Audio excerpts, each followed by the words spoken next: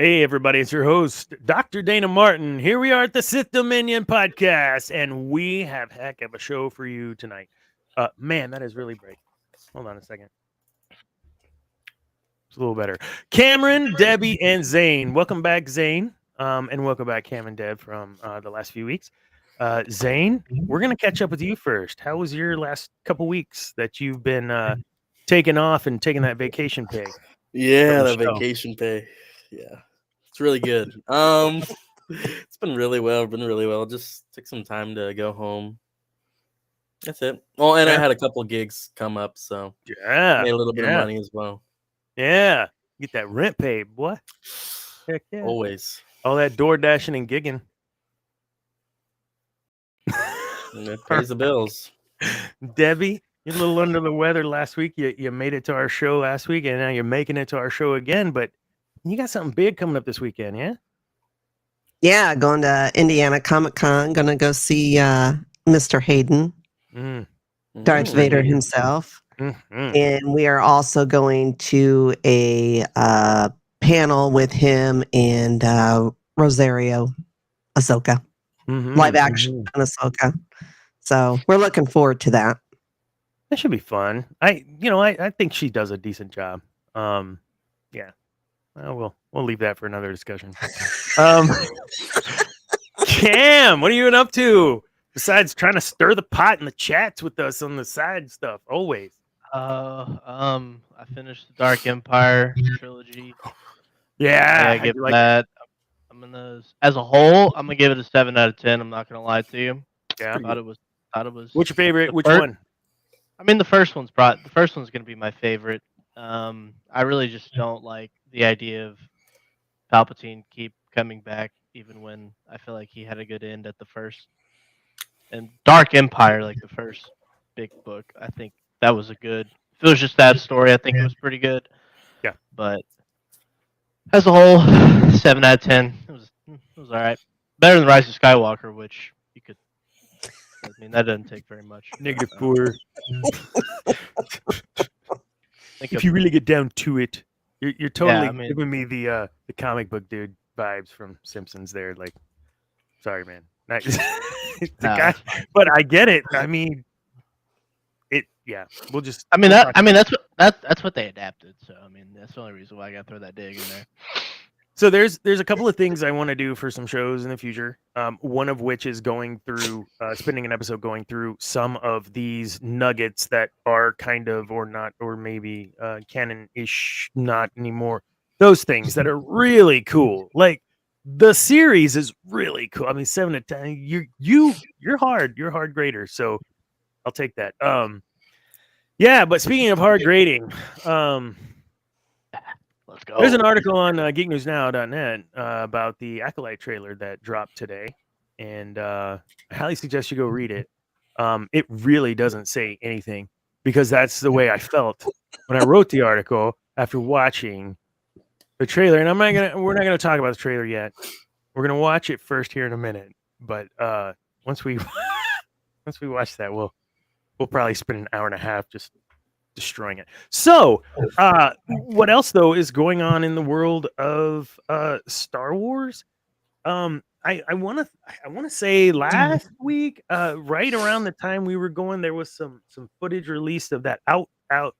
What's it called? What's the new game? Outlander? Not Outlander. Rogue Squadron? No.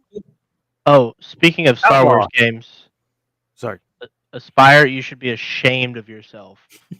Ashamed of yourself Who? for what you did to the classic collection of Battlefront and Battlefront 2. I didn't buy them yet. Is it that bad? Do not waste your money. What? Do not waste your money. It was horrendous. I saw it pop up on Steam, and I'm like, Yeah. No. Literally, I will loan you a PlayStation 2 with the original disc and play it. Do not play that garbage. Well, the originals. They're on Steam. Yeah, the originals are on Steam. Or just do that too. But do not buy the classic collection. Aspire, you should be ashamed of yourself. You should also be ashamed of yourself too. It's garbage. Gives you hope for KOTOR. Unplayable. Gives you hope for. Is it really that bad? What is it? The playability? Is the graphics? Like what is it? The gameplay? What is different? Are the dynamics different? Or like what's happening? It's like, I mean, the multiplayer is unplayable. Like drop night or release night, there was like 3 active servers. I mean, it crashes. It's just not. I don't know. I refunded it after night 1. I'm refused to pay $35.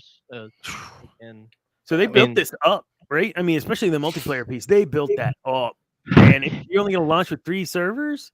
Yeah, I mean, I don't know. Isn't it like some crazy 60 plus or something crazy amount of people? It's 60 gigabytes. 60 gigabytes to download.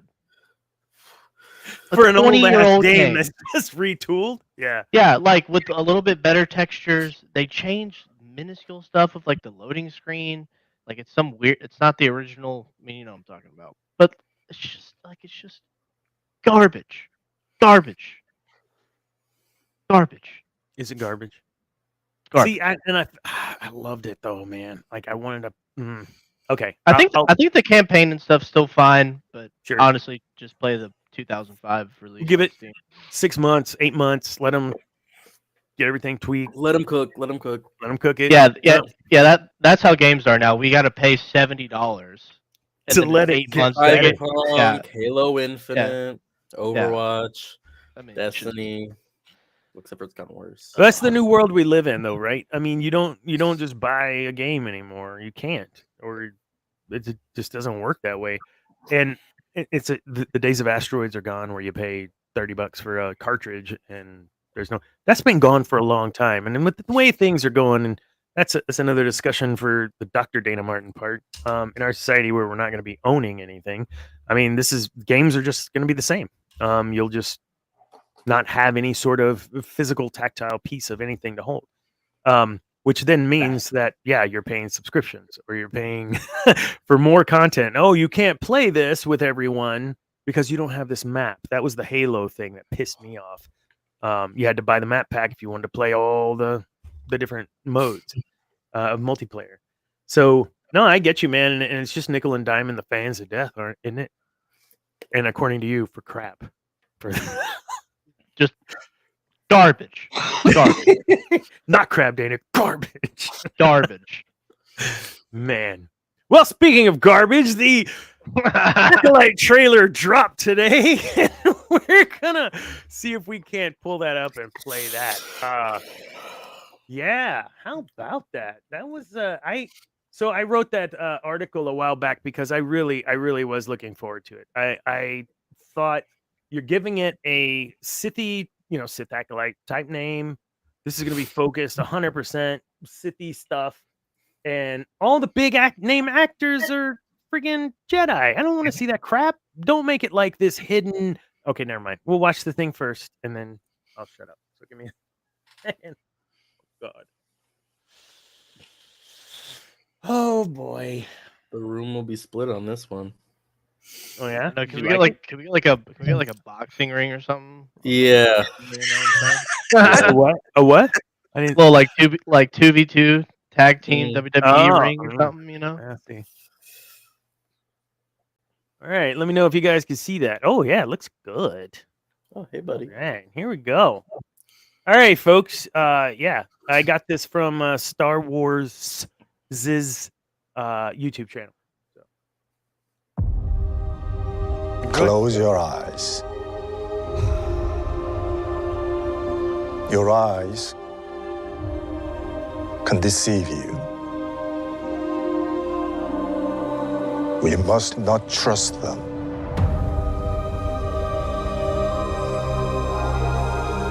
Tell me what comes into your mind.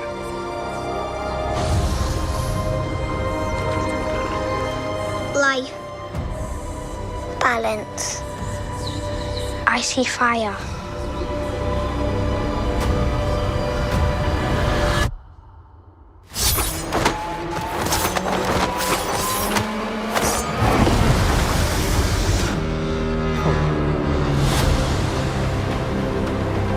Someone is killing Jedi. It doesn't make sense. What happened? I sensed darkness.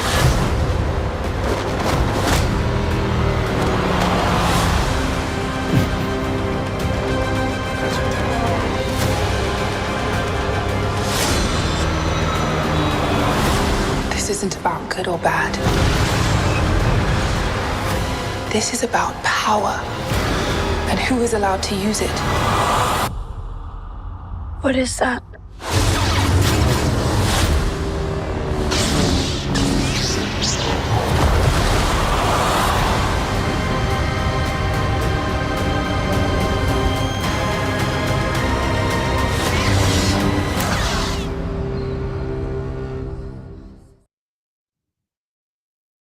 All right.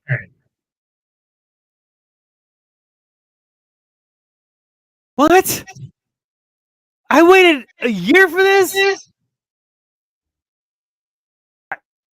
No, that was ridiculous. Okay, the best part of the whole thing was when it ended. I mean, I wrote the I wrote the article trying to be what, man. I'm disappointed. I'm beyond disappointed. I'm upset. Now, hold on a second, because I know that's all we saw, right? We have a whole series to watch, but that's. I'm just gonna stop. What do you think, Zane? Tell me, because I think you might have felt differently. I can't hear you. Oh my gosh. There you go. Yeah, yay! It leaves I think it leaves a lot to be obviously displayed in the show. However, I did like some of the overall kind of visual aspects of it. It showed someone who, when I first saw whoever this assassin is, or the maybe Acolyte itself, right? She reminded me of Mrs. Mar and that color palette, except for her eyes were shown, not her Except mouth. for she had eyes. Yeah. Yeah. But what really is catching me is that ending. Whenever you see that cloud of red dust, it almost reminds me of a witch, some sort of witch. Maybe not Dathomirian, but I mean, in High Republic times, I can see it. I think they were alluding to what's her name, kind of being some sort of witch-ish, the Anissa Saya or whatever her name is there. She's a witch, but they're not Dathomir sisters. Yeah. They're not Night Sisters. But still very interesting, and I think it opens up a lot more doors to what the possibilities could be. But this is precursor to Phantom Menace, right? I mean, by 200 years or whatever. 100 years. 100 years. Whatever. Cam, what do you think? I kind of want to say my thoughts for last. We need some positivity. Debbie's got. We need positivity. Okay, we need positivity. She's like, I have one positive thing. One's better than I'm getting to see Hayden this weekend. That's my positive. Yeah, I thought it was okay. I mean, I don't know what the hell you guys expected. This is going to be a murder mystery. The Sith in the show, I don't know if that's plural or not, but they're the underdogs, because in this era, the High Republic, they're extinct or thought to be extinct. So, yeah, I really don't know what the hell you guys were expecting, but yeah. Okay, so 100 years prior, I mean, we're looking at Sheev and at least his, maybe not him because it's 100 years prior, but what's his name, Plagueis or who? Like you've got folks that are hidden that you could bring into this, and you didn't even allude to maybe bringing in someone like that. Like, come on, he's not alive yet. Plagueis, 100 years prior to. He's not alive yet. Tenebris should be alive. That's Plagueis' master. Yeah, you're right. You're right. Is barely canon. Yeah, barely canon. That's so dumb. I mean, he's mentioned in the freaking movie, man. Like, they don't care about the movies, Dana. I care about the movie. I cares about the movies. I agree with you, but I mean, I said this many podcasts ago, based off the comments made by the people involved in the show and the showrunner, and just everything about it leaves me with very meh expectations. I don't think anyone involved in this project likes Star Wars. They they like their own. I mean, Leslie Headland might a little bit, but just comments at the actors and actresses and Leslie Headland herself. She's a big fan of Star Wars. I mean, I guess, but um, I think she wants to use the Star Wars world for things that she wants to do. And my question is that if the show's an Acolyte, so we're assuming that this person or people in the show are going to be Sith, and in the Phantom Menace, I think, or Attack of the Clones, Yoda says Sith have not been seen for millennia, right? They're thought to be in. If they appear in this show, I'm assuming everyone that we're seeing, like the big Jedi on the cliff and all that, they all have to die. And somehow, knowledge of this person with the red lightsaber does not get back to Coruscant. Good point. Or is it a Sith? Yeah, that too. I mean, I guess technically you don't have to. Man, it looks like. I mean, if it's a witch, dog and quacks like a dog, it's a Sith duck. But I don't know. I just like. I don't know. I guess it's the first trailer. We may have to wait, but where's the little green man who runs the Jedi Order at this point in time? I'd like to at least, I don't know, see him, but we're probably not going to, which probably would be a good thing. He was like. How do you not at least do a scan and pan real quick of like he's there. He's still he was Grandmaster at 500 or whatever. I just don't know how this assassin girl is pulling up in what looks like a bar on a Jedi, and something's not getting back to the Order. You know what I'm saying? Well, Carrie-Anne Moss. Spoiler: like she's only in one episode. I don't know. I guess I blew open that, but you can find that on IMDb. I'm just assuming that everyone that comes in contact with this potential is going to be. Otherwise, you're going to have to retcon that because he said straight up, we haven't seen him in 1,000 years. You're exactly right. The Sith have not been seen in over a millennium. That's exactly what the quote is. So yeah, no retcon it. Modern day Lucasfilm doesn't care for the prequels. Do you think? I don't know. Listen, like I've created teams before, right? And when I have to let go of that team and let someone else take over that team, it's difficult. It's hard. That's your pride and joy that you've grown from infancy. So when Lucas hands that over, yes, I get it. People crucify Lucas over the first 3 unfairly, in my opinion. Always felt that way. Yeah, I didn't like some of the crap, but that's okay. It wasn't written for us. We've belabored that point. But I'm worried that even the one who gave us the Holy One that gave us all this content initially is looking at this just this is Star Wars. Like I'm seeing Star Wars, right? I'm seeing what we have been seeing as Star Wars, but I'm not feeling Star Wars. And Debbie, I think you mentioned this on the last show. The excitement you had when you found out that everyone had signed for the sequels. Mm-hmm. But we never had a single solitary scene with them all together. Mm-hmm. What what?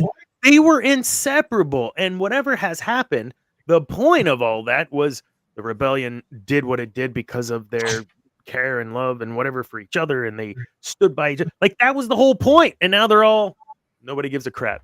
Well, I just don't think that's what the intention was. And until I can get Lucas on here to talk about it, I have to speculate. But what are your thoughts on that? Like when you put yourself in his shoes with what he built and what we know of what he's built and what he's said since, how do you feel his approach would be to seeing this trailer?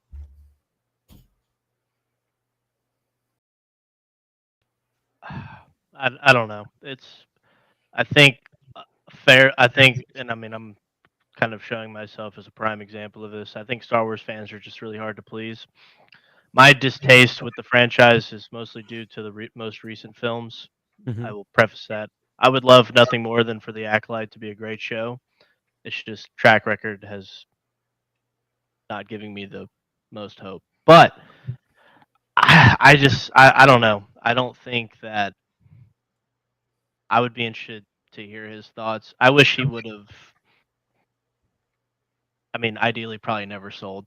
It just kind of ends with him. But obviously, it's bigger than that, and we've gotten more Star Wars content than we have up in a long time. But honestly, I don't think he cares. I think he probably got such a bad taste in his mouth from seeing what they did with the sequels that he just he got a bad taste in his mouth with the prequels because of the hate. Yeah, the hate that he got. He was just like, I don't give a fuck anymore. So yeah, I think that's why he sold. I think you're exactly right. Exactly. The toxic fan base. F you guys. Like, I've done everything for you and I'm done. Exactly. So for whoever, you got exactly what you asked for. There's an old band in the 80s, a hair band named Cinderella, and they had a great song. It was a #1. It was called Don't Know What You Got Till It's Gone. We're going to spin that record right now and talk about George Lucas. I think dude's a great storyteller, man. And now you're pulling in people that don't have that same flame for the Star Wars. And yes, to your point, Debbie, I agree. Like, what's her name's? She's admitted, like, yeah, she loves Star Wars or whatever. Followed Star Wars for a while, but generally, what's happening in these shows, it's just frustrating that they're taking a page out of current stuff in the world between worlds, or let's multiverse this, or all the things, and now we're going to go back in time and try to make up a new story about something that happened a long time ago. Awesome, great, I love that stuff. Wait, how does this fit? You better do a great job connecting it, because I'm looking at this as a standalone, something that has nothing to do with anything I've seen already. Which is fun. It's not part of the Skywalker saga. It has nothing to do with the Skywalker saga. And I don't know if that's what people are pissed off about, because, they're like, oh, we need to get away from, that, give us something new. And then when you do give them something new, then they're pissed off about that. So you know what? F you. So if we look at Harry Potter, right? like what are you going to make a whole series without Harry Potter? Yeah, you are. Yeah. It doesn't do as well, but you do it, right? Fantastic Beasts and all that, whatever those things were in the prequel type things. But you still kept with the whole sense of what the story was. I don't know, man. I'm just very disenchanted the more we go along this pathway with Disney. And I've said it before. Yeah, I love the new content. I'm happy when we get new content. Don't misunderstand. But Debbie, yes, it's the Skywalker saga, damn it. Like, that's what it is. But I understand it's grown into something far greater than that. But anything that calls back to the Skywalkers in some form or fashion is something I really love. The exception is the Old Republic. And I think because it's so far removed from that time, that they could really be fresh, raw, and create these wonderful stories. Oh, I agree. I wish they would do Old Republic stuff, but just make it canon. Just when you get your photo taken, lean into Hayden and say, you think you guys could work on something for the Old Republic? You got my vote of being somebody in that one, too. I don't disagree with that. Damn, do a Darth Bane series. Yeah. Or movie, whatever. Yep. I'm all for that, but yeah, I don't know their reasoning behind that, why they haven't done that, because it would seem to be logical way to go, but then again, the fan base would probably tear it apart because they did, something a little different. It's Darth Bane, but oh my God, he never did that in the books.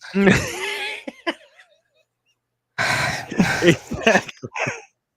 I will say though, they must think this show is really, really good. Because have you seen the other series that are coming out in June? House of the Dragon, The Boys. Oh, the boys. I've heard that. Yeah, that's right. Yeah. I've heard that the Bear Show on Hulu is really good. I mean, I loved House of the Dragon season 1. I've read half the book, and I mean, from a ratings perspective, I mean, House of Dragon's probably just gonna crap on every other series. But what was that like 2 years ago? They released that first season. Yeah, but it was good though. It was. Yes, I will be planted on my couch for the month of June because I will be watching all of it. I mean, that's the only reason why I think they'd be releasing it during this, because they're just like, this is going to be. I mean, they said Andor-like with terms of tone, so I mean, Andor was a little slow, but it was. Andor was slow. I think Andor was not as slow though as Ahsoka. Ahsoka to me was. That's because Rosario Dawson was sobbing half the series. Oh my goodness. So one last question, and we'll pick this up. But the Acolyte, what is it? Each one will have an opportunity to answer here. What is it that you hope to see, based on what you've seen already? Like, what is it that you kind of hope to see in the series as a whole? Anyone can start. I don't want to. Dark, gritty. Yeah. I mean, there doesn't need to be a crap ton of Sith. I just want something. I mean, I would love to have a completely Sith show. Just all about the Sith. But yeah, I want it dark. I want it gritty. Valid. I agree. I think that 15-13 or whatever 13-15 video game trailer that they had. That thing. Oh, that was really good. Look, folks, listen. I was disappointed when that got. Yes. Look, the rebellion clapping at the end. That's this much of what happened in that war. Like it was tough. And yes, I think exploring that would actually help where we are currently. I'll just throw that out there for another time. Where we are currently as a society, being able to see what that looks like under real fascism, like you don't want that. But it would be fun to experience within the Star Wars universe. That was one of the cool things about the Galaxies show, is you would have these factions of people working under Black Sun or whatever, but they're like real people, like this dirty and gritty underbelly of Star Wars that they talk about, but they never show. Pirates, the Poe Dameron, runner of spice, all that stuff. Like they don't really go into detail. Sorry, I didn't mean to hijack that, but you're exactly right. What do you think, Zane? Cam? Yeah. For me personally, I'm pretty easy to please. I just want to see some really good choreographed fight scenes. That's all I've been missing. Because the 12 she's a big fan of. Hold on, because I wrote it. See, I typed up the whole thing. You. Hold on.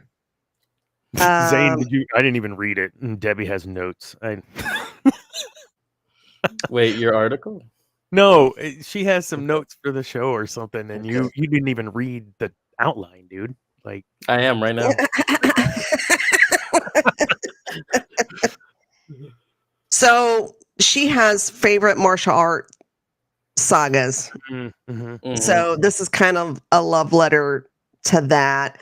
Plus, she's a big fan of the originals. I don't think she was a big fan of the prequels, but she loves. Give me some Jackie Chan. She loves EU. Nice. So there is some. She says there's some EU in here. No, I don't know what.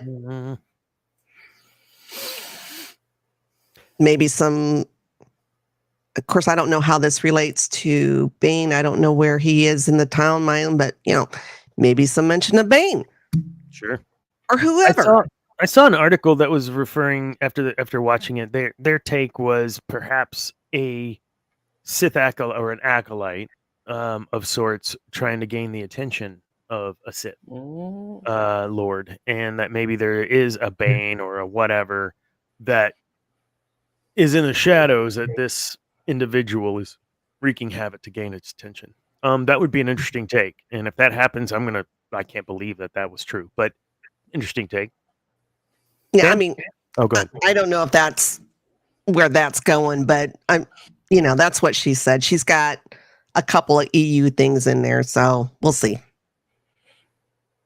I was about to tell Josiah, hello, Josiah, welcome to the show. No one's lost their mind completely yet, so you're good. Yeah. I watched that clip like on YouTube where you were, Josiah. Thank you. You're like, yeah, Dana, go. that was awesome. That was fun. No, you're absolutely right. Debbie and Cam, I think we need to get your take there. I mean, I agree with Debbie. I'm a big fan of some dark, gritty, but I just like it to make sense. And Zane, I know you played SWTOR, Old Republic. Did either of you two play that multiplayer online game? Yeah, you did. I have with Josiah. So one of the cool things I about attempted is the ability to make choices, right, that impact you, but then also impact the game further along. So one of the instances of this, if you don't know about the Old Republic, it's a fantastic multiplayer online multiplayer game.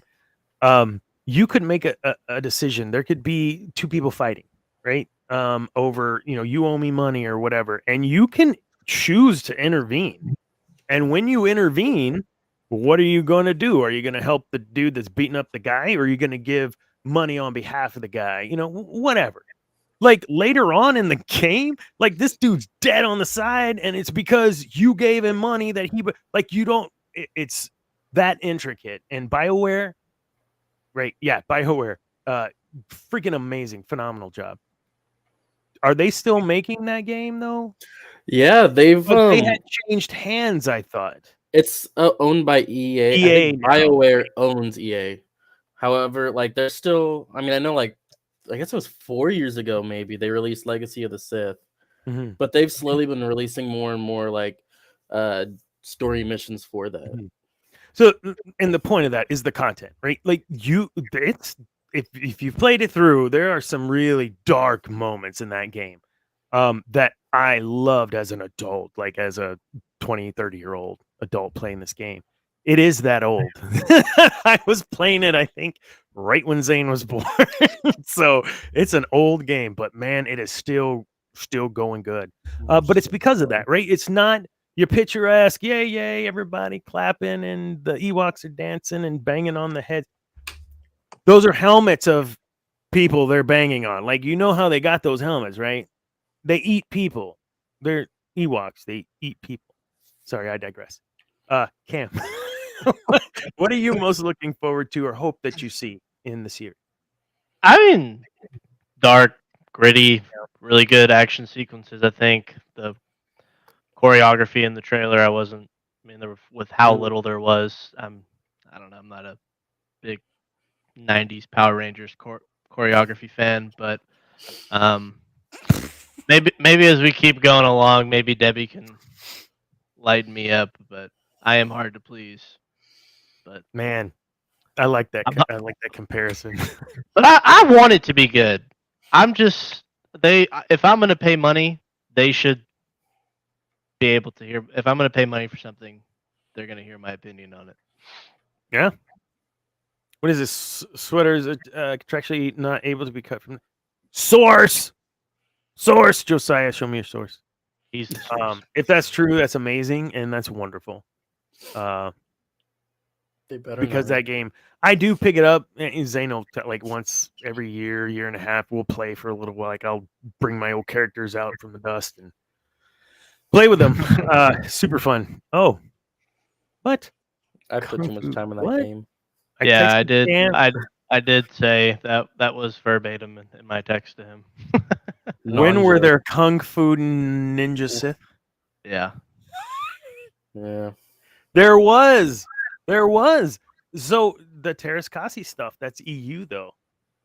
Yeah, it's fair. So I hope they bring that in. Clearly they're doing, like you said, Debbie, there's some homage to some of the throwback those kind of movies, which is great. But I actually, whenever I was watching, I don't know if they can hear us while that's going on. It's like Crouching Tiger, because that was totally something out of 2000 with Crouching Tiger, Hidden Dragon. What they did there, or Neo, like Was that thing at the end? Was that Force Repulse that she was doing? That I don't Star know, Killer either move? Force Repulse or Force.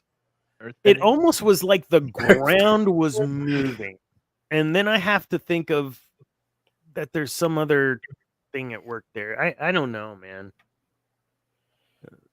I don't know. I'm not happy, and we got 4 months, 3 months, whatever. We'll ride it. Dana, I hope we can come back at the end of July, have the Sith Dominion, and Debbie says, "I told you so." I hope that so is- too. That Look, is what I hope for. I don't want to not enjoy the show, right? I mean, we all want to enjoy it. Oh, I'm We- tapping in night one. I'm gonna Amen. be I'm gonna be there. June Sith 4th. Hold Dominion on. watch what is the party? date? Let's look at that. Watch Are party? we going to do a Sith Dominion watch party? That'd be fun. June 4th. It is a Tuesday, y'all, when it's released. Of course it is. That's what they did with Ahsoka, and I was always a day behind because of this stupid show.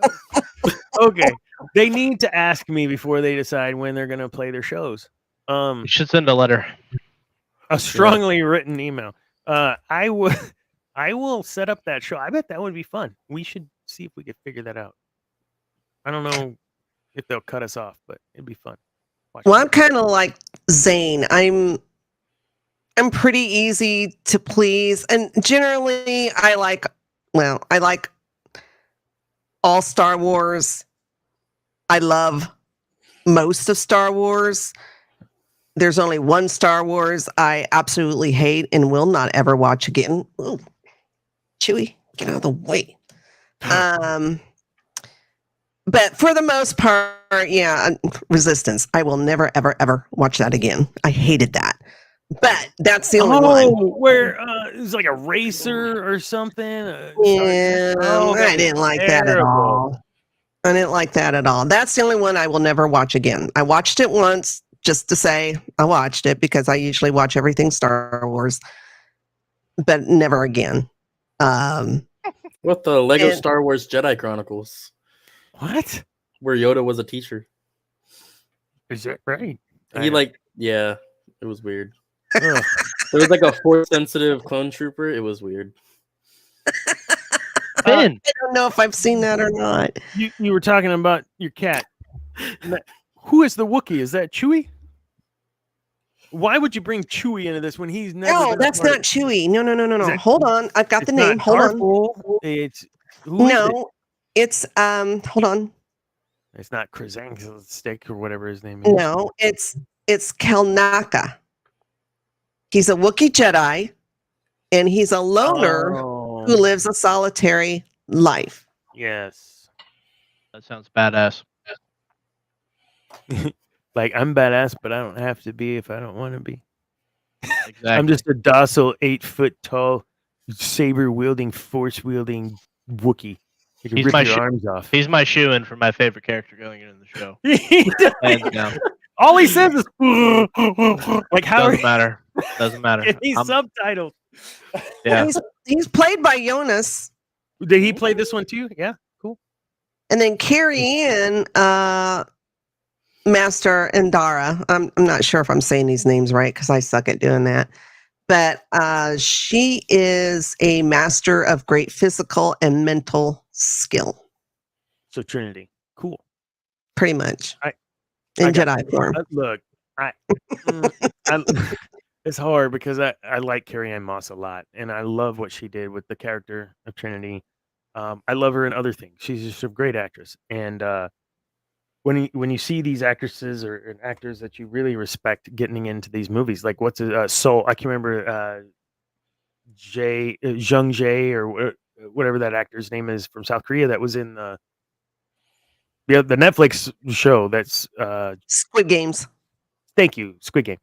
Jedi Master Soul.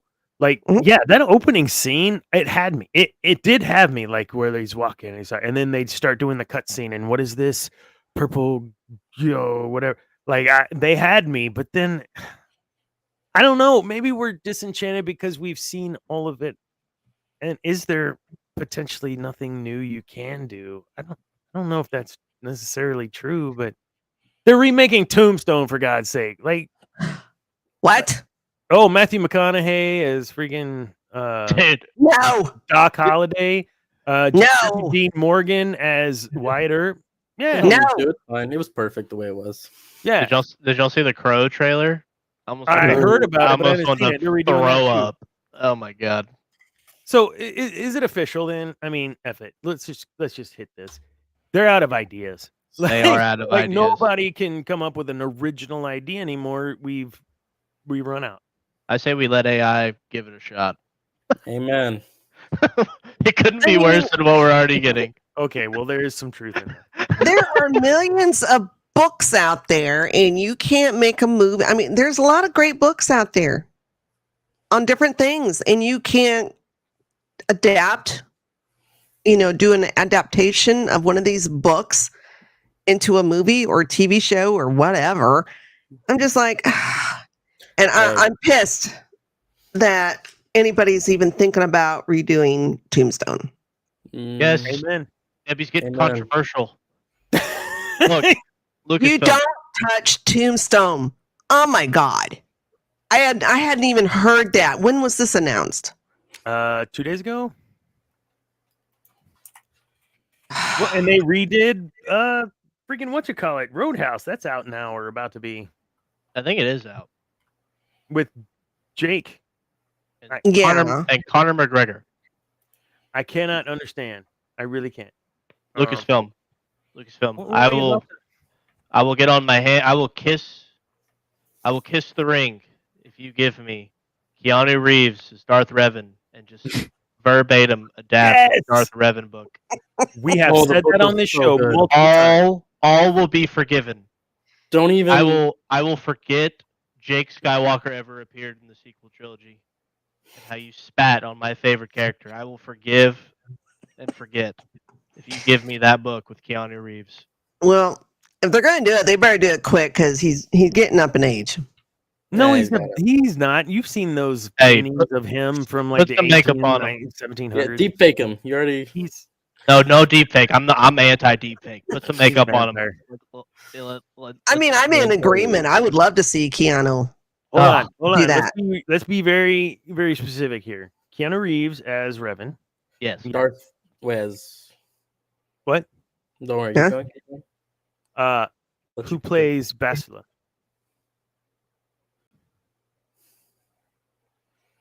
Because you have to have a powerful Bastila to go alongside a powerful Keanu as, like, powerful as an actor. Insane. Who do you even put next to him? Or cast Malik. You go down that avenue. Ooh, Malik.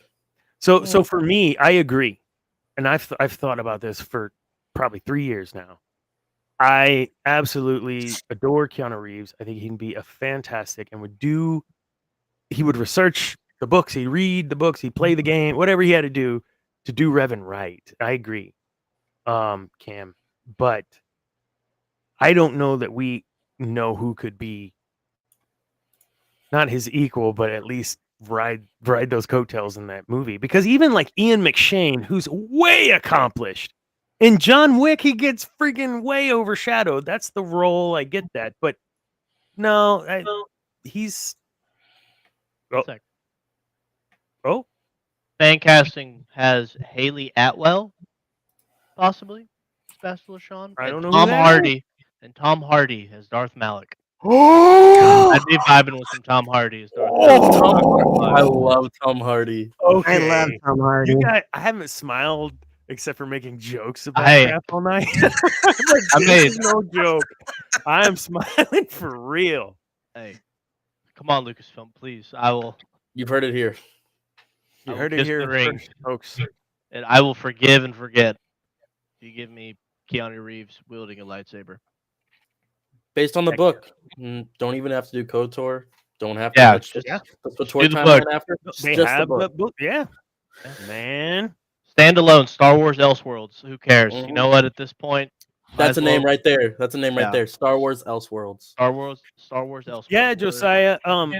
Today, I would agree 100%. Today, it's too good of an idea. Like, they would be like, no, that'll make us too much money and save the company.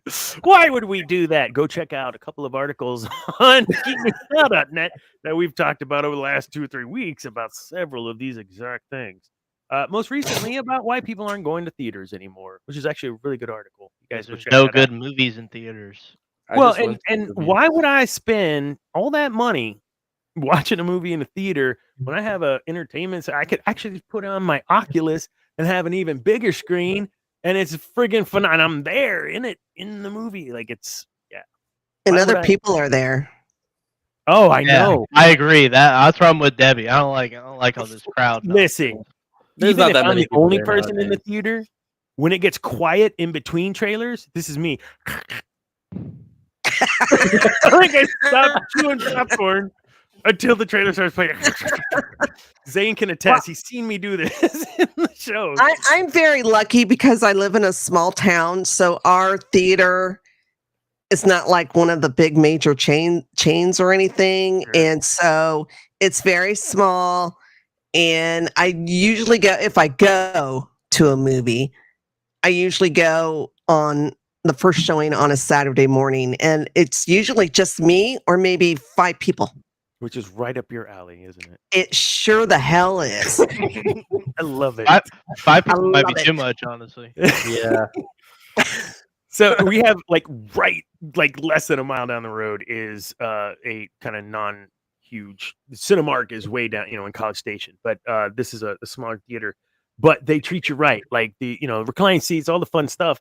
But then like you can refill drinks, refill popcorn, go get you an icy whatever in the middle of it. Just get up and go refill, which is amazing for today because you're spending $15 for a bucket of popcorn. Please let me refill it and take some for home. Premiere. I don't know you can if you go to Premiere, but man, that's great. No, you go to Cinemark in town. No. You're spending Yeah, $75 easy. it's ridiculous. easy. So How much are tickets? matinees are what 10, 15 sometimes. Holy shit. Small town, People it's like on $10. IMAX are around the 1750 plus mark. Just depends on what It's a- movie. Like it's a- Oppenheimer was like a date almost night. $20 a piece. Like you don't want Holy you're gonna go on crap. a date That was night. for IMAX, but still. That's Yeah, I a don't have lot for- IMAX around here, but yeah, I mean, Saturday morning matinee, I think is $6, maybe $7. Yeah, it's like $10, That's $15. $10. But I think the point here is who's going to go to theaters to watch this. Josiah talking about Dune 2 and Dolby. It's fire. I haven't seen Dune 2 yet. I saw the first one, and of course I saw the old one, and of course I read the 5 billion page book. With the I won't until it comes out on HBO. Yeah. Is it worth, Dana? The movie? first episode was fantastic. I liked it. I took it for what it was, which is a retelling of this story. Some of the stuff is a little modernized for a more modern audience than it was for the old one or with the book. But outside of that, it really was good. It tracked well. It trended pretty well up against.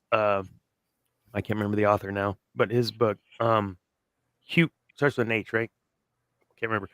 And then the second one I haven't seen. Charlotte and Kevin saw it, but I haven't seen it yet. And looking forward to it. They thoroughly enjoyed it, and both of them are like, "Yes, let's go watch it again." So Yeah, I get to watch it. Josiah's trying to get me to go see it. I haven't seen the first one, so but I'm thinking about tuning in. I think it's on HBO or Amazon or It's on something. Netflix too, I think. Netflix. Or Hulu, one of the two, Netflix or I Hulu. think it's on Netflix. Telling me I pay $30 for my Netflix subscription. There's finally something I can watch on there. They've had My good gosh. things. Man, Absolutely. man, you give me a good like 3-episode, 4-episode, this is what it's like to be stalked on the internet documentary. Like I'm all over that crap. I love that stuff. And Netflix has a new one every week. Like Oh, yeah. I'm more enraged about the price, but it's yes. they got good Well, content. and then they're like double checking, like, oh, what's your email address is being used in Willis. What? Yeah. No. Zane, are you using my Use that while you can, brother, because it hurts when it comes out of your own account. Let me tell you. Oh my It god. Yeah, hurts. it does. Yeah, man. I was like doing some taxes and I'm looking through all my bills and I'm like, why don't I just buy cable again? Because I'm paying for all this shit. Hey, they're Cut going to the come out with cord Cable and- Plus. Man, Cable Plus. Cable coming Plus, soon. you can get the streaming. Yeah, Yeah. I got you. Yeah, it's coming out. I used to work for the cable for Time Warner for 15 years, man. But I was on the good side. We were fiber optic. I was on the fiber side. It was super fun. But anyways, I digress. Holy cow! We spent almost an hour talking about this crap. We haven't even talked about the Sith Code yet, guys. Okay, we got to move on. Look what I did. I actually. Oh, it actually says It's the right thing. one. Yeah, I know. So the clip that I used from last week where I lost my mind and I shared that, and I got to figure out this whole TikTok algorithm BS because I had like 40 views. Other things have 700. I don't know what I did wrong, and I don't care. I'll figure it out or hire someone to. But yeah, man. I first of all, to anyone who watched me lose my mind, that's not normal. And I'm not gonna apologize because I'm not sorry for what I said. Maybe in the presentation, I didn't need to slam my hand on the desk and freaking man, I was pissed. And I But it kind was of don't even so fun to remember saying watch. all that. I don't No, remember saying all of it. It just kind of happened. It's warranted. I promise it's warranted. Oh my god! We're not in the wrong No. there. In all seriousness, I really enjoyed last week's show, and here we go. We're gonna jump right into the Force shall free me. I think when we're looking at what that might mean, from a from a Sith and Jedi perspective, one of the I mentioned on a TikTok earlier today, just a quick thing advertising for this show. It's a totally different way to understand how the Force works within the world. It really is. The Jedi are very, very much about understanding the flow and feel of the Force so they know where the Force may guide them. Whereas the Sith are very much like, I don't serve the Force serves me, and this is the Force shall free me. That only through the Force, only through the code and getting to that point in they strengthen the Force, alignment with the dark side of the Force, that you have the ability to command. But this is a question I have for you all, and it's something I just don't know. And if you don't know, we'll quickly move on. Why do the Jedi not want to use the Force in such a way that they would control the Force, even if it meant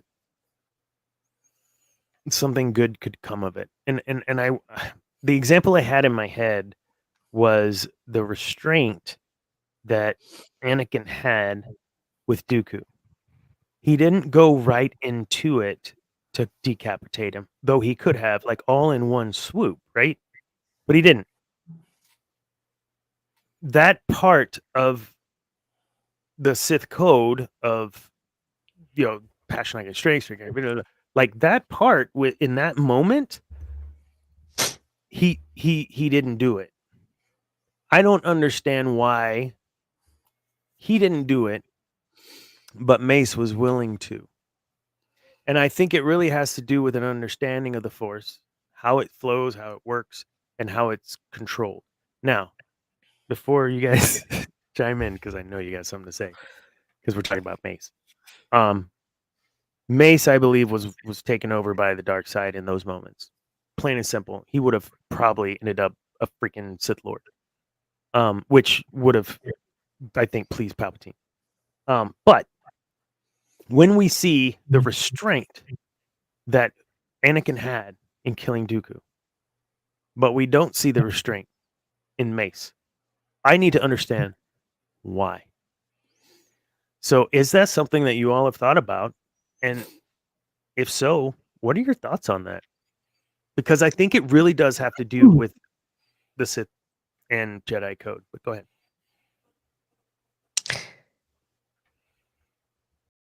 Correct me if I'm wrong. I've tried reading the book Shatter Point, which is about Mace. Mm-hmm. Okay. And my understanding is he goes up to that line of, I'm not going to say, well, I don't know, Sith. He goes up to that line, but he doesn't go over it. Mm-hmm. Plus, I don't know. I mean, he just watched 5 or 6 of his best friends get mutilated. Yeah. Right in front of him. I mean, yeah, I mean, there's not supposed to be any emotion, you know, but come on, they're family. You can't tell me if that was me and I just watched my kids get murdered, oh yeah, I'm going off on somebody. You know, if I can find a weapon, I'm going off on them, whether it's a bat, a gun, my cat, whatever. Chewie, calm out. Yeah, I mean, out the door with the Jedi code because I'm going off on somebody. So I think that might have had something to it. Plus, with the fact that he's realizing that he's being betrayed by Anakin, and it's because of, you know, Palpatine. So I think there was a lot of different things going on in that moment to where he was just like, no trial. No trial for you. You're dying. There is no emotion. There is peace. I think that's the first tenet of the Sith Code. And that was not Mace. There is no passion. There's not serenity. I gotta find it. I'll look for it, but I don't know why I don't know it as well as I know the Sith Code, because I think it's just too. I don't know, but you're right, Debbie. I mean, he did. He saw those things occur to his family. You would do the same. I would do the same, and I think the power that we gain, and we've talked about it in the other episodes of the Sith Code, the power that you gain through the passion and focus is sometimes unparalleled. And that's not just a physical strength power. That's a focus power. That's I've got this job to do. I want to create my own business and I'm going to focus on that. I'm going to freaking put my ears back and my head down and go. But sometimes with that, you have to understand there is emotion. There is passion. There is chaos. And we've talked about chaos where Jedi are like, no, there's no chaos. There's only harmony. Shut up. There is chaos, you idiot. And if you ignore it, then you're going to be the one in the end that's a little bit less than the one that's greater than, because they dealt with the chaos. They built off the chaos and they grew from the chaos. Don't just ignore the chaos. For 1,000 years, there hasn't been. Yeah. So you're blinded to everything that's happening because I'm contempt with your complacency. Ugh. Sorry. Thank you, Debbie, for getting me pissed. Love it. It's what I do. What I do. I think I set you off last week. You did. You did. And I noticed I interrupted you too. And I'm sorry. I was like, oh, she's like, well, and I'm like, and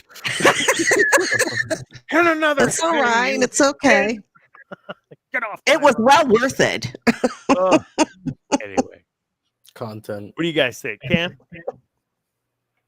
I kind of agree with Debbie. I mean, I feel like I think in Mace's eyes, he really kind of saw his fellow masters get cut down, and he's got, which I don't know where y'all stand on the fact that Palpatine maybe hold back, or did Mace truly beat him? I'm kind of mixed about that, but That's a no. And I figured he felt like if I can just take him out right now, like I have to do it because he said he's too dangerous to be left alive. He controls everything, and then I think in Mace's eyes, he's like, well, the Sith are done after I take him out, which I'd be interested to see what that does with Anakin, if Mace actually does kill him there, and what goes on with that post Palpatine's death. But I don't know. I don't. Mace Windu as a pure 100% Jedi is not something I've truly. Mace just is a big hypocrite to me. So He has a purple lightsaber for a reason. I think, we Symbol-wise. fans have done a lot of what we're doing right now, and we agree that Mace was a tightrope walker. An asshole. He A BMF. yeah, well, yes, but I don't. I talked about this. I think on a TikTok. I don't think we talked about it on a show, but would Anakin have been?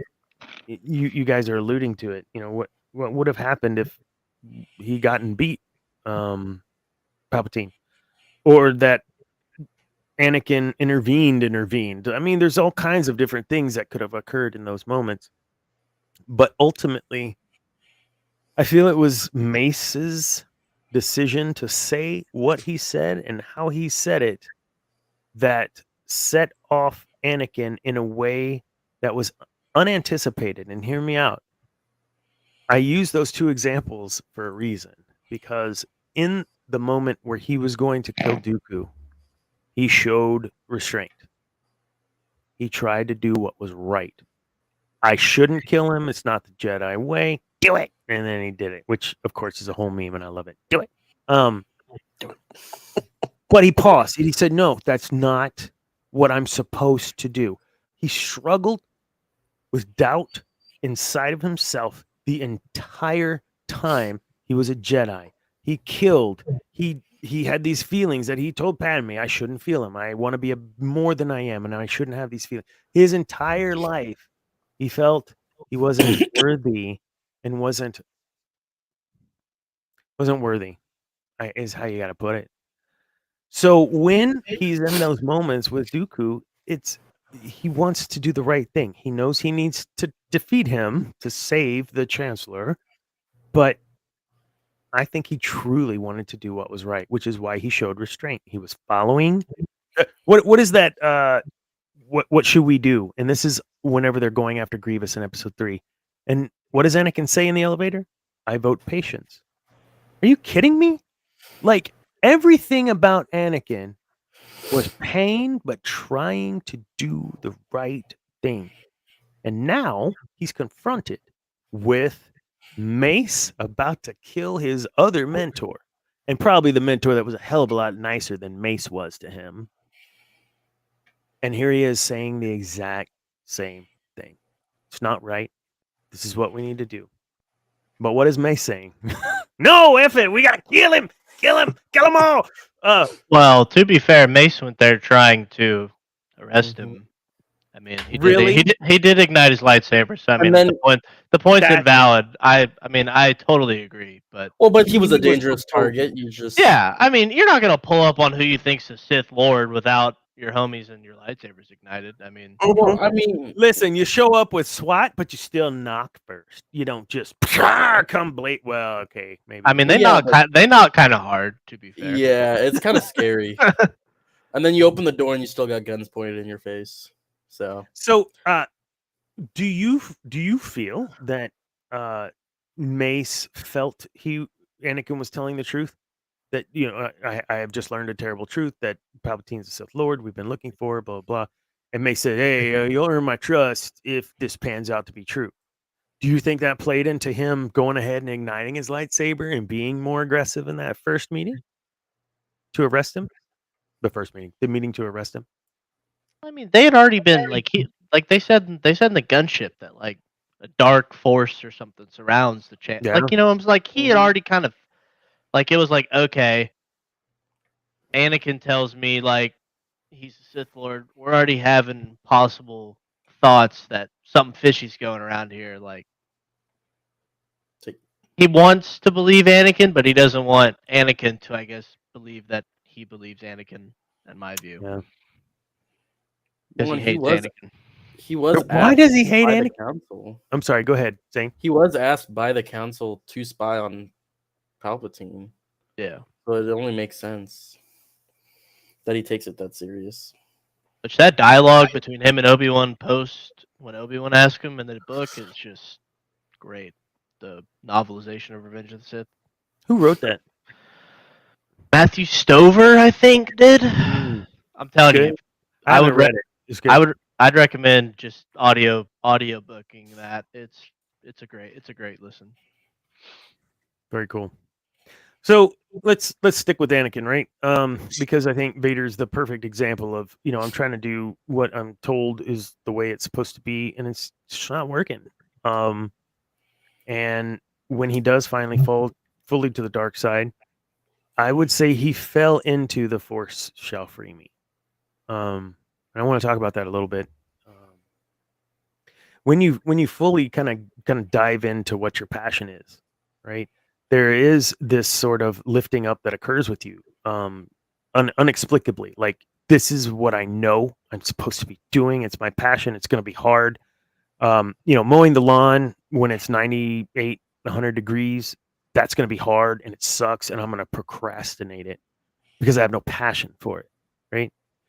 But my speaking or my coaching or whatever, I'm super passionate, and if I have to stay up till whatever hour making sure I try to get a speaking engagement to share my knowledge to help people grow, like that's what I'm gonna like. That's my passion, so I'm gonna use my passion and use any means necessary to be filled with that motivation to do what I need to do.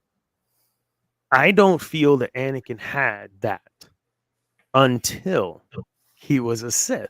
He didn't understand, or he understood, but he didn't allow himself to be overcome by that passion so that he could just be focused and drive and be freed from all the chains of Padme. He knows now he can seek freely a way to save, bring back whatever Padme. He no longer has the guilt of the Tusken Raiders, destroying all of them. He no longer has, well, he didn't have the guilt of the younglings. I think he did initially, but later on he did not. All of those things occurred because he was freed from the burden of the thoughts of the things that he had to do to get to where he was going. Now, I'm not saying we have to kill younglings to get to where we're going, but I think you guys get what I'm trying to say. Go ahead, Cam. Don't kill younglings. I see. I mean, I like the idea of him storming the Jedi Temple. It makes sense. After rewatching Clone Wars and Revenge of the Sith fairly recently, I've kind of internally been thinking, like, is that something really Anakin does? Because I still think there's a little bit of him in there when he's doing storming the temple. I always feel like I wish the clones might have killed the younglings. It might have been something that maybe Anakin goes in and sees them, clones follow, and you have your orders type deal, and he kind of walks past them, like maybe killing. Kind of more just observing and yeah, or task to task, it gets carried out. Even I mean, maybe not even that. We just know it's insinuated that the clones killed the younglings. Like maybe killing the younglings is kind of beneath. I just don't think I don't know, but I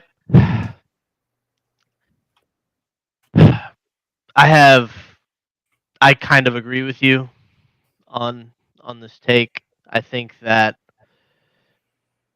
if Anakin, I think he could have had that if he could have just been more patient. I think he could have got what he wanted, but I think his passion for wanting to save Padme kind of took over that possible patient, Yeah. And I think it's kind of like you're saying when you're trying to get a speaking engagement. Like, yeah, maybe the logical way would be maybe I postpone it a little bit, get up early in the morning and get back at it, But it's like you want it so bad, because I struggle with impatience every day, and for me it's never enough, and that's kind of how I feel with this, like the Sith as a whole. With the Force shall free me. Like, the Force is a tool. I will use it until its very dying breath to get what I want, and that is to win, to defeat anyone, and use the Force as my tool to get that. So Sure. And that's the beauty, I think, of what we do here, right? We say, yes, that is the way. And we're going to kind of morph that into a positive thing, right? How do we have that same dedication to what we believe to be the end goal, end game vision of our lives? And how do we get there step by step, right? But you have to have the passion to follow through. And if you don't believe that that's where you're supposed to be, you ain't gonna have that passion. If Anakin didn't believe that he could save Padme, he wouldn't have done it. Because for him, it wasn't about him. It wasn't about his power. It wasn't about Mace. It wasn't about, oh, yes, it was about Palpatine, because Palpatine's the one that made that tiny little promise of, we can do this together. So for him, it wasn't selfish. It was selfish. It was selfish in the way of he was attached and didn't want to give up on his Padme. But it was about saving her for his good, but it was about saving her. I mean, he wanted that power. I mean, you think once he got a taste of it, it was like, you think so? Yeah. Oh, yeah. I mean, you like could, crack. Yeah, I mean, you can see it in his eyes. I know he always got killed for it, but I really love his Hayden's Mustafar Anakin portrayal. Yeah. He's just got that look in his eye that once he's looking out on the lava and the sun setting, and and then Padme comes and he sees Obi-Wan, he can just, like, his something with his eyes, you can tell he's got that, oh, he's gone. Like, there's he's got a taste of it, and he's going all in. And I really think Lucas had it right. I know he didn't write the Sith Code, but I think he had it right in the whole idea of the Force and how the Sith versus the Jedi kind of create around them their own ideology, but then the Force works in the way in which you use it, right? So the Jedi approached the Force as this thing that kind of guided them and led them, and it did. Sith, oh no, I'm going to control it, and I'm going to use it to my benefit, and it did. So when I think of whether Lucas intended this or not, but when I think of it in that way, I understand that there are those two dualities even within me, right? I have a way to be peaceful, be calm within situations where I need to be, where I need to regain my focus. But then once I regain my focus, now my passion needs to take control so I can continue my growth. Because if you don't have, this is where I think we've talked about before, the complacency of the Jedi, right? They hadn't seen a Jedi in 1,000 years. So they're not even aware that crap's going on, right? Because they're so blinded by themselves and into their own tiny little world without any passion. And that's where Anakin, I think, really differed, and why he was a fish out of water. He had a passion that he could not contain. Do you guys have anything like that? Like, where it's like, I have to continue to go down this path to do these things. And No, Debbie, you can't use. I have to go see Hayden this weekend. I mean, is there anything? Of course, I have to go see Hayden. Excuse me? These are my passions to go see Hayden this weekend. Do you guys? I mean, I've already talked a lot about it, right? My doctorate, or whatever. Like, this is what I want to do with my life: is talk about these things and help people grow and be better versions of themselves every single day. But that takes passion. That doesn't take sitting on my laurels and just waiting for the Force to tell me what to do. You guys have anything like that? No. Just plain and simple. Being a hermit. And I told you I'm a hermit. I don't go anywhere. I don't do anything. Hey, and you at already my took away the age, one thing I I don't had. care anymore. I really don't care. You get old and it's just like, whatever. Yeah, I want to be a hermit. Just want to stay home, watch true crime shows and documentaries and Star Wars and Marvel and DC. I And the know. Tombstone remake coming soon. Oh yeah, No. Mm-mm. God, I am gonna have to look that up because I'm so pissed. Zane, are you? Could you choose your passion between music, Overwatch, whatever? Like, do you have easily. I've already told a lot of people I would drop everything I have right now to go and play music for a living. So would you say that you would be then using the Force to set you free in your passions, or would you be just waiting? See, that's the difference, man. Like, are you just going to wait for that to happen? Or are you going to use your passions to make it happen? Like, you take it. That it really is the difference. It really is. From my perspective, I don't know shit. But it really is the difference between the Jedi and the Sith. I'm going to go get what I want versus, we'll see if it happens. I don't want to be the sit around seat. That's why I have a podcast. I don't want to sit around and see. That's why I know, Debbie, you say that, but that's why you're here. You enjoy this, and people enjoy hearing your thoughts about what's happening in the world of Star Wars within your mind. And yeah, I love this. And so yeah, this is my passion. And Zane, good luck, man. It's a tough road. I know. I know. Easy going. What do you think, Cam? You got anything? Yeah, I mean, the problem with me is I know that it's what I want. I have this ideal 5-10 year vision of where I see myself with like Woods, my wife, family, those type of things. But I know that it's going to take a while to get there, right? But I feel like I can use the Force, as in my own will, just to squeeze the life out of myself to get there. Like, I know what I got to do. I want to do this. I want to do this. But, I want to be a hermit most days, but I know I got to go out and see family and do all the, and I'm just constantly pulling myself one way or the other. And I get so attached to whether it be trying to read Lord of the Rings or get better at golf, or now Josiah and I and a couple other buddies played basketball, which I used to do back in the day. And now I'm like, that's reawakened in me again. And I'm like, and work 7:30 to 5. And I'm like, well, I got 4 hours to do the things that I want to do that I know will get me to where I want to be. But I know I got to get 7 hours of sleep or I'm going to be cranky like I've been this morning. Mr. Sai and I were playing Halo 3 till midnight last night. Wait, what year is it? I'm sorry. Go ahead. Oh, hey. Halo 3, man. It's never too late to play Halo, especially Bungie Halo. But anyways, like I'm passionate about so many things, but I'm impatient enough to not give myself a break and let myself kind of the Jedi way and just kind of let just the day go. The day is going to go because I know that's the right way to think about it.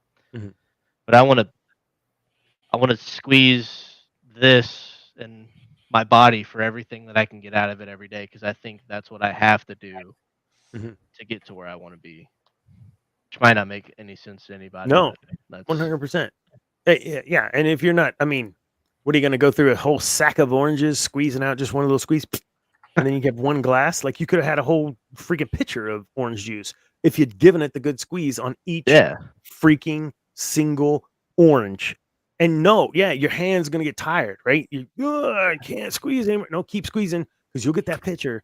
You got to keep squeezing. You got to have the passion. You got to see the end game. You got to keep going. You got to keep pushing. You got to keep squeezing. And if you don't squeeze all the stuff out of the orange, now you're wasting your minutes, your hours, your days. You're wasting your brains, your heart, your passion, your fuel for your passion. I am 100% that dude though, that I have employees that I don't want to be a leader. Like, I don't want to freaking lead people, and I don't want to do your crazy projects. I just want to do my job. Awesome. Are you the best at your job? Well, no. Okay, so you can still do something and be passionate about being better as a person in some way, shape, or form. And that's always my point and my goal. The Jedi, to me, I understand there's no leveling, right? We talked about that. You don't level as a Jedi, but you do get assigned title, right? And with those titles come responsibilities, and so thus leveling. That's what I mean by that, not video game leveling. But in order to get to those points, like to those various levels, you have to prove that you can follow the code, that you've done these tasks, that you've gone through these trials, that you've done all these things just to get this position. And that is exactly what we do today to get into any sort of role, just to even get a job, right? You have to prove you can do this, your aptitude in this, or you have the X factor to do Y, whatever it is. And when we have these people that just want to do what they want to do and keep going, that's great. Like, because then you can be the best at that one thing. I don't expect every single person on the planet to always want to be something grand, delusions of grandeur or whatever, but certainly everyone has the opportunity to take small steps and just be better than they were the day before. But even that, small steps, take some level of passion. And again, I think that's just where the Jedi really get it wrong. Yeah. Anyways, Force shall free me. Last question on this before we kind of move into the next section. When you hear the Force shall free me, I think of personally what I discussed, where Anakin finally was able to have this unbridled passion and longing and all this stuff kind of culminating in this one point where now I can be and do what I was meant to be and do. This was my destiny. We know that wasn't, but that's what he felt. So the question is, are there times that you've been passionate about something and followed something and felt that, yeah, this is it. The Force is going to say, this is it. This is the thing. But you're not doing that thing anymore, and that really maybe wasn't the thing. You ever had anything happen like that? And I'll give you an example to start. I really, really thought that I was going to be in a rock band called Douche Magoosh. I joined this band for a very short time, learned a couple of tunes, never played live with them. And if you go to Spotify and look that up, that was the band I was going to play for a while. Douche Magoosh. Yes, for real. Look it up, but do not come back to me and be like, Dana, I can't believe this was, yeah, it is. But my passion was music. I was just not focused on the right avenue for that music. And once I landed another gig, 7 years in a Celtic band, right? So that's where I thought I had a passion. I thought I was going the right path. I thought this is what I wanted to do. Didn't pan out. And it actually didn't pan out. And I felt really empty because I really wanted to play in this band. So do you guys have anything like that has occurred where you felt like, yeah, that's it. I'm going. The Force has set me free. Let's freaking do this. Oh, shit. I know, like, I bought things that I shouldn't have because I thought, yeah, let's I'm buy a bowling ball and bowling shoes, and I haven't never used them. Thought I had a passion for bowling. There was no passion for bowling. I can drum up one very easy. Which yeah. is? Kind of close to you, same avenue of music. In high school, I was very big into marching band. Yeah. Very big into marching band. Like, I was gonna march snare drum for like a top DCI corps one day. Like, this was my dream. I left high school, didn't do that whatsoever. In fact, I did not the opposite, but I just happened to play drum set for a marching band. Right. And you went from marching snare to being in the pit. Yeah, which is a 180, honestly. But not even that though. Like, I've gone to the point where I'm a gigging country musician coming from, this kid who wants to march in a drum corps. It's crazy. But I never imagined you'd be a country drummer. Neither would I. No. I mean, who knows what the future holds, right? Yeah. But there you go, right? So you followed your passion. It didn't pan out, but you're still happy. You're doing something that you enjoy. Amen. Debbie wanted to be a rock star. It didn't pan out. She's a hermit. She's happy. That's all that matters. Did you want to be a rock star, Debbie? I don't know.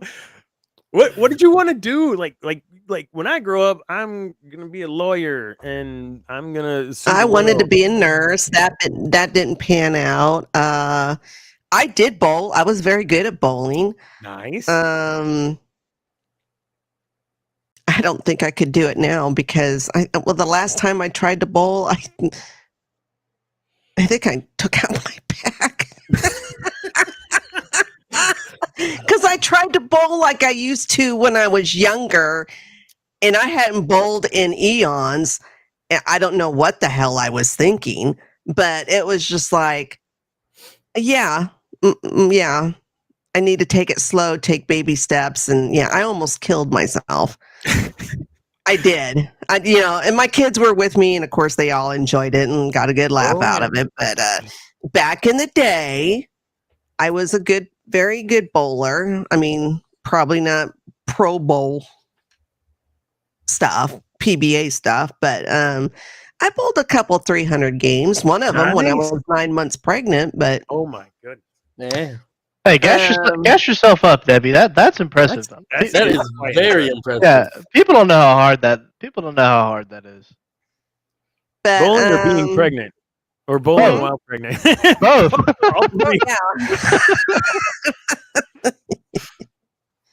And no drugs. But yeah, I mean, when I got married and had kids, I was passionate about, I don't know if you can call that passion, but about, getting the kids to where they're normal and they're successful and, they're not weird well, they are weirdos because look, okay. I'm not saying anything. I'm just the host. I just smile and they're all geeky. Sure. They have their geeky passions and whatnot. And so, but yeah, I don't, outside of that, I don't think so. I just go to work. I show up. I don't care. I mean, but you gain your joys and your passions are surrounded around geekdom, right? I mean, you get your thrills off of meeting Hayden, or it sounded weird, but you know what I'm saying. You know what I'm saying? But it's so true. And I shouldn't say that because he's so much younger than me. But oh my goodness! But I mean, the man could be my son, so But I mean, I have been wanting to do my own YouTube channel, and I've been I mean, I've got notes and I've got resources and all this other crap, but my anxiety and my lack of self-confidence has totally held me back. So it's just, I would love to do my own thing. I mean, you've got enough content just from being on 8 shows a week that I mean, where are you going to fit it in? Well, it's not quite that much. But yeah, I mean, I would like to just have my channel and talk about other geeky stuff that I like, straight, stuff that we don't cover here, on our channel, but Stranger Things, and then we don't have a DC show, so I would like to do stuff like that. I would like to do a segment or a series where I learn more about comics, because I don't know jack crap about comics. I mean, a little bit here. Lots of content there too, sure. I know. So I'm, I just like to do my own thing, but yeah, the passion's probably there, but like I said, the anxiety and lack of self-confidence, and I'm old. With my luck, when my channel takes off, then I'd probably die. So oh my god. I'm just saying that's how my luck goes. So maybe I will. I mean, I've got it set up. I just haven't done anything yet. Well, you have the support. We would help you be guest, whatever you want. We would absolutely. I'll watch a DC show just to help. So all I'll say to this is I have a whole thing on that, and it's called "Don't Believe the Lies," like the lies that you tell yourself. Don't believe there are many. And I'm actually reading a book right now. I talked to Zane about it. It's called Worthy. It's by the woman that created It Cosmetics. Sold it for like $1 billion to freaking L'Oreal or something. And she her story was she had rosacea. I don't know how to say that word, but like where you have the pigmentation or whatever. And makeup was terrible for her. Like she could never wear it. It wouldn't flake off, all these things. So she worked with some, chemists or whatever. She came up with this formula for makeup and then ended up making it big. But it was the book is called Worthy. It's about kind of understanding where those lies come from. And me too, right? I mean, I get you. I may put on this smiley happy face and but no, there's there's all kinds of fun stuff that happens behind the scenes with my own insecurities and lack of self-confidence. And so I'm glad you mentioned that, because that is a big part of the side of the Sith, right? They believe.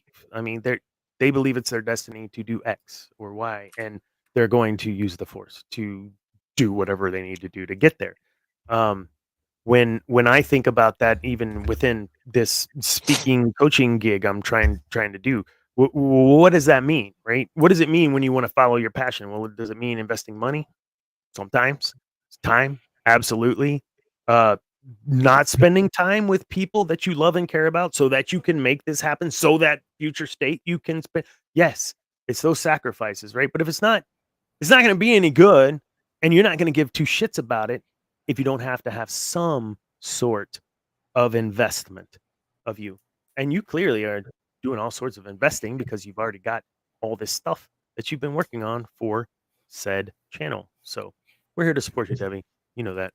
And whatever you want to do, we're behind you. I don't know why we just totally went in coaching mode for you, Debbie, but it's not just for you, it's for everybody. Everybody. No, listen to Dana without me getting emotional because I've had too much wine.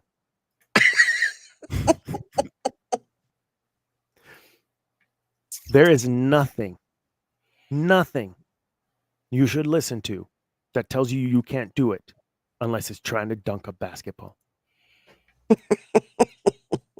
Cameron, I know you just said you started playing basketball again. I don't know if you can dunk or not, but today, if you go out and dunk a basketball, good on you. But I guarantee you, 9 times out of 10, I don't Maybe know. 5 years ago could have got Yes, close.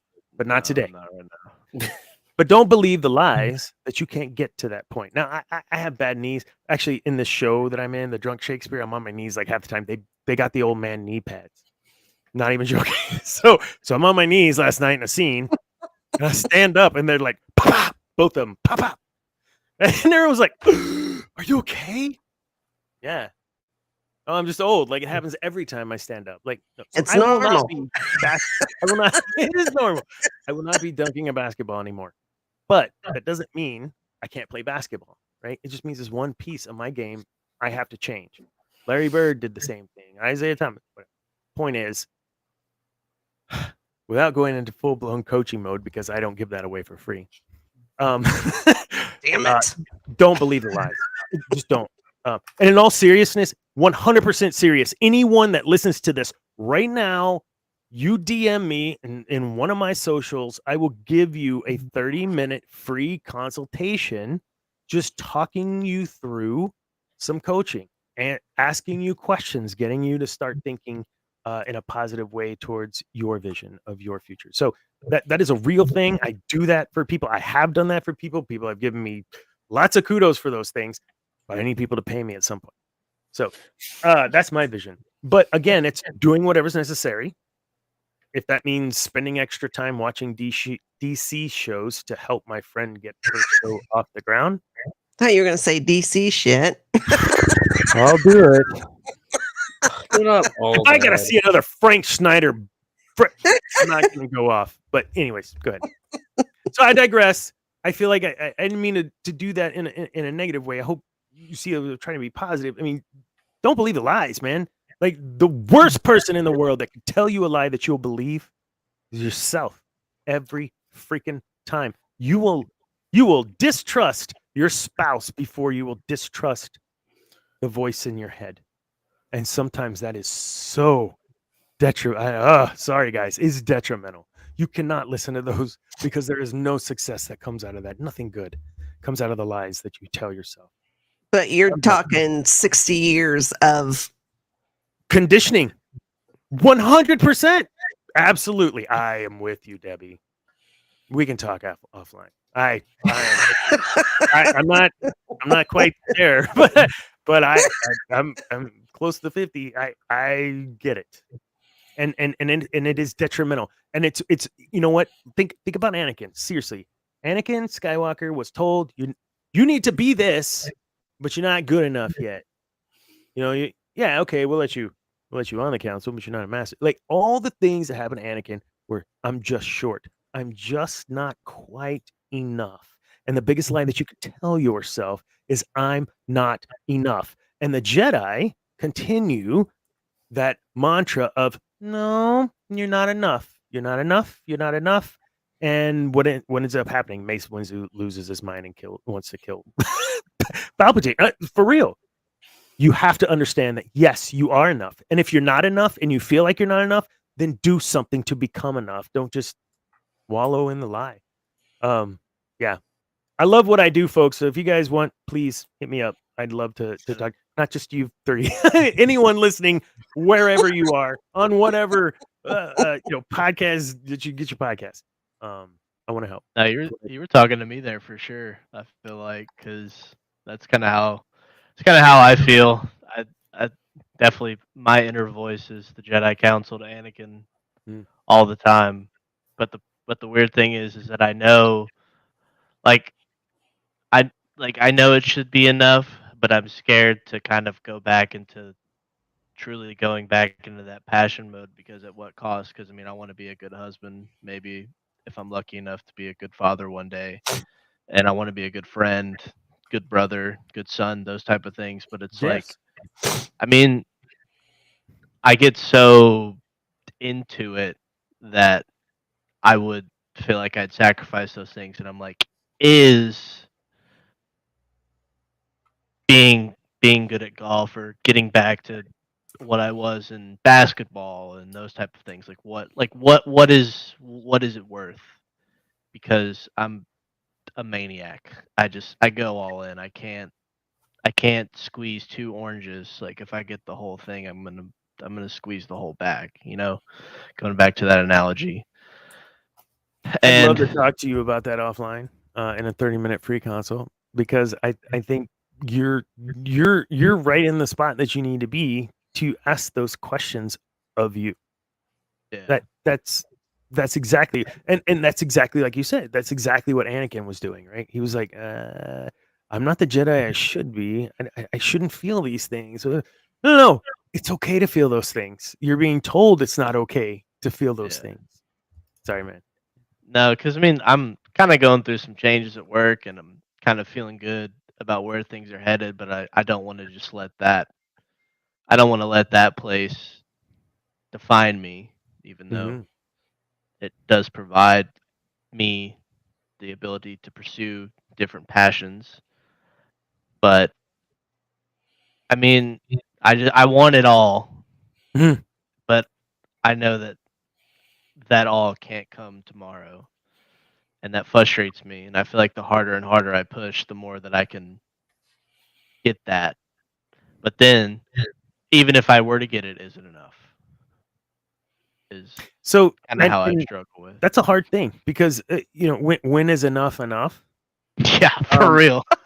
Well, honestly, so are we talking money? Are we talking growth? Because there is no such thing, right? Yeah. I came back from this conference, or I sat in on this conference week and a half, 2 weeks ago. The guy that I was listening to was 70 years old, John Maxwell. Just look him up. He's just an amazing man. And he's still writing. He's still growing. He's still talking about how 2 months ago he fell on his face and had to pick himself up.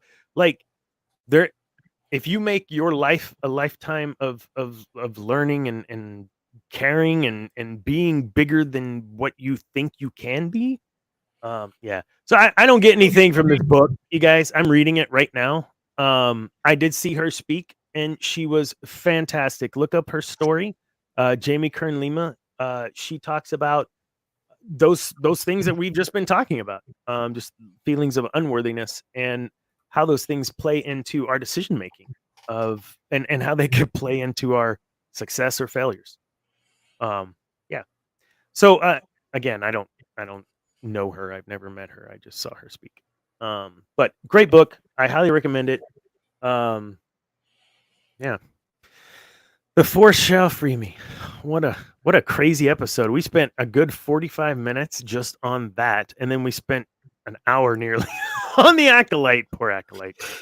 I'm with you guys. If we kind of start recapping everything we talked about, I'm with you guys. I can't wait to kind of see what they're gonna do, but I'm not super excited. I'll be reserved until for judgment until I see it, and I'm happy that we're getting content. I'll admit that. So I agree. everybody nodding. Debbie's like, just stop being such a. I'm sorry. Dana. I'm sorry, Debbie. I'm reading the EU right now, and I'm just seeing all the love that my guy is getting, and it's just I just have such a bad taste in my mouth. Oh, your guy Luke. I understand. Yeah, I just because I never my stepdad was into that, and he would he never let me read them, and now that I'm getting the chance to read it after seeing that, I'm just like. But then I watch Book of Boba Fett, and like you were telling earlier, Danny, he tells Grogu, "Get up, always get up." Like that's Luke, man. Yeah. But I honestly teared up when Book of Boba Fett was horrendous, but that scene was it wasn't so great. That scene almost made me cry. I'm not gonna lie. That's Luke, man. Sorry. Are we gonna do a That's My Luke show? Is that what? Yes. Or not my Luke show? I will pay money to do that episode. I'm trying to stick with the Sith, but we're getting into why things should be Sith, and I think that's an interesting thing that this show's starting to do. Not by design; it's just kind of happening. Dark Empire Volume 1. He was a Sith. We can go over him. He was. Yeah, you're right. You're right. Yeah. He was. That's EU, and according to the Grand Poobah, are you sure you have enough content for a show? You know what? EU canon. it's just Star Wars content. It's content, you know? man. Like what you like. It's all Agree. good. Man, at the end of the day, it's all Star Wars, Yeah, it's whether you like it or not. So enjoy it. yeah. I'm not one of those sequel haters that's like, oh, Favreau and Filoni, they're not gonna lead into the sequels. I'm not that type of copium. They're there. Shout out to the people that like them. I'm glad you like them, and I'm glad you're in the Star Wars. Just not my Luke Skywalker. So you can tell the pulse of a movie, show, whatever, by the action figures being sold. Do you know what the least purchase action figure was for 2021? I think it was. In the Star Wars universe, it was Boba Fett's buddy. What was her name? Fennec? Fennec Strand. Yeah, Strand, Hans. whatever. Yeah. The least purchase. Really? She was she was a cool character. I liked her as a character, but a fandom was like, "Oh, you're just throwing this person in like a sidekick." And after watching it, I was like, "Yeah, she just kind of plugged in as a sidekick. They did her wrong. They could have done a lot more with her." From the main characters throughout all series, the least selling action figure, main characters, Rey. Nobody was buying Rey action figures, man. And I attribute that to like people don't want to like. I'm not as a kid gonna buy a Rey doll or action figure and shoot again. Like, I'm not gonna do that. I liked Luke. I was a Luke guy. This is nothing about female man. Like it's just the character I could not relate to. I had a real hard time relating to. And again, I love you, Daisy. It's not you. Yeah, hey, Daisy Ridley, I feel for you. All right, I need this to go viral right now. Look, Cameron's like Daisy. Like he said Daisy, and he doesn't even like Cameron those said. Yeah, Cameron. I'm not. But I he don't. can respect what she did. Yeah, I do not envy the position they put you in. It is unfortunate, but Daisy Ridley, come on this show, and let's talk, please. I mean, There was like a dark side version of Rey, so that's kind of 100%. I don't like. They look I don't, good. I don't like the teeth though. They did the little. What? Who is this? Are you kidding me? Come on, man.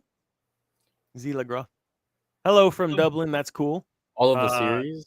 I have tons of Dublin Island. I got an Irish flag literally right there. That's impressive. Not liking it all as a whole. That's true hater commitment right there. Being able to watch it all and then not like it all.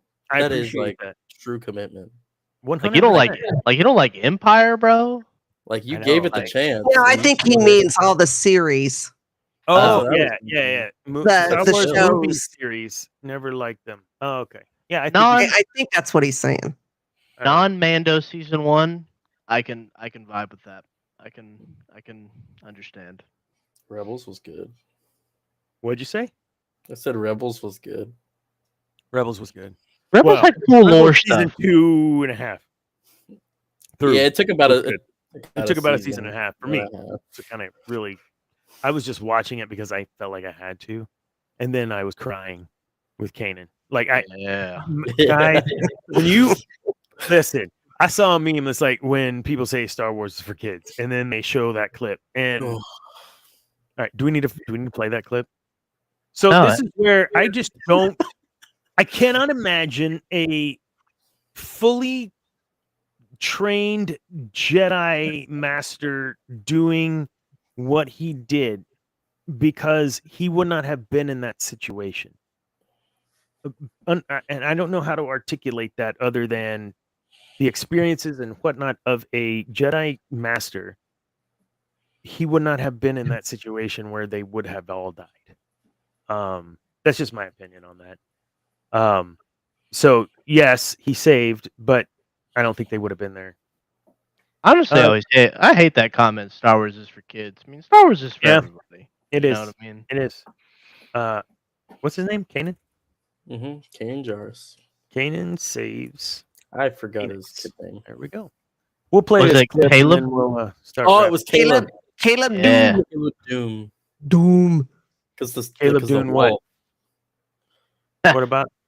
It was I was thinking that Leonardo DiCaprio meme from what was that movie he was in where he's like on the couch and he's pointing when he yeah when he shows up in the Bad Batch episode 1. I was like, whoa, yeah. That was good. Okay, here we go. Maybe I can't find it. How come I can't find this? Kanan Jarrus death scene. You got it? You find it? Spoilers. No. Spoilers. I need to find it. I don't know why I can't find this. I look for this all the time. I mean, we already spoiled he dies, but we're gonna show the clip. I'm gonna show the clip. Easy. Okay, here we go. Kanan dies like a boss. I think that's the one I'm gonna click because that looks cool. Oh my God, Dana's gonna show us a TikTok edit on the YouTube show. Hold on, not the TikTok Kanan. Oh wait, hold on. This isn't Kanan. This is like from 50 Cent's Power show. I'm sorry. Disney XD has it. Disney XD has it. Like, are you? Here we go. I got it. Right things? It's the first thing that came up. Pause. Here we go. I'm here. You guys there? We good? Dana doesn't know where he's at on YouTube right now. Yeah, What? I searched up Kanan Jarrus death and I got it first. Yeah, Zane found it in 5 seconds.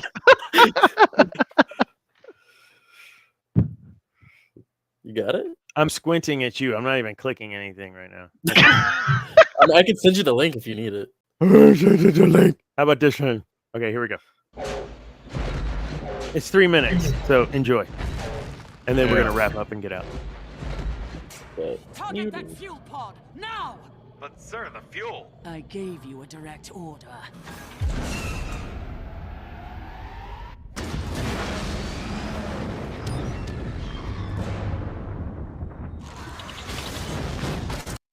Oh, Dana. Oh, it doesn't let me do closed caption.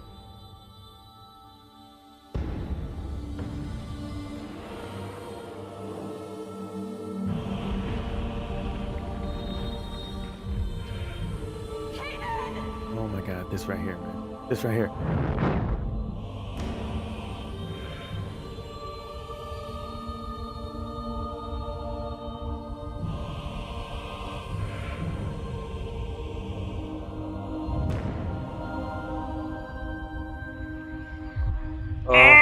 This nice tag.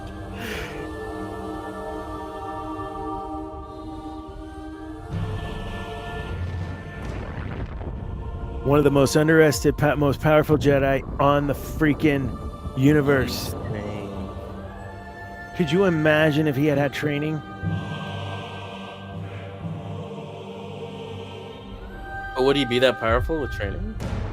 Or did it take his experiences to get him there? Yeah. So that's a good point. I believe in that moment there really was no Jedi. It was just Kanan. Just was. And it was Kanan having a passion for his friends, his lover, and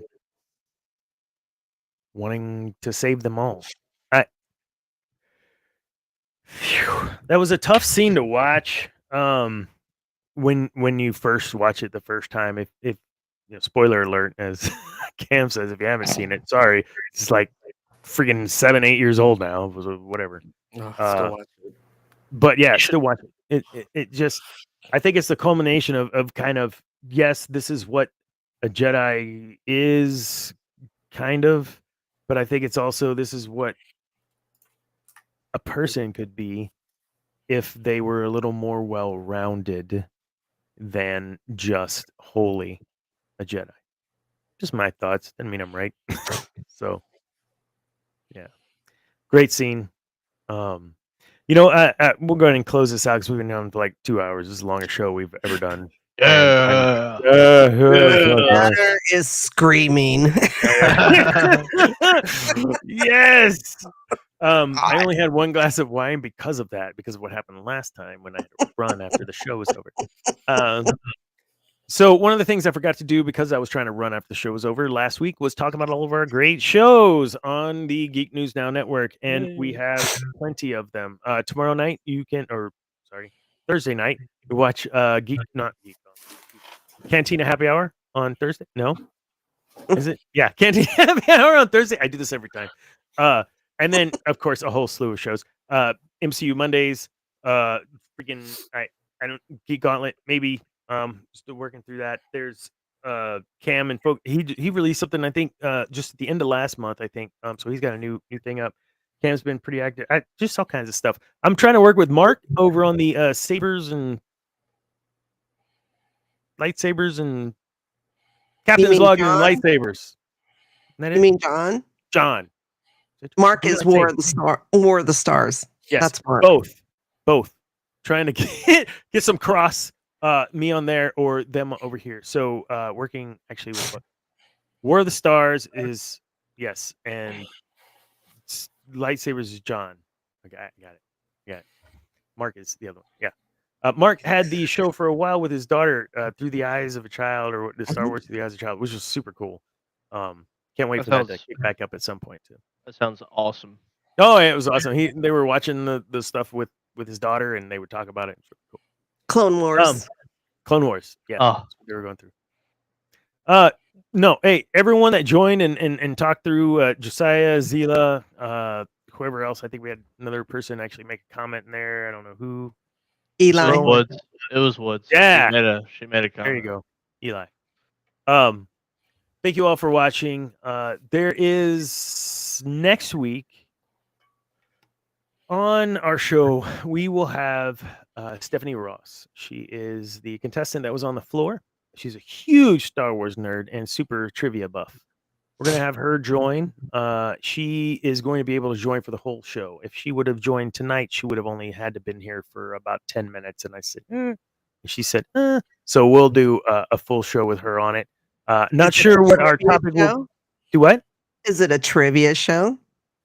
So I don't know yet. I don't want to pop that on her without talking to her, but I think it'd be cool to maybe get some audience participation in advance and come up with a couple of questions that she doesn't know we're going to ask and try to stump her. She's freaking smart, man.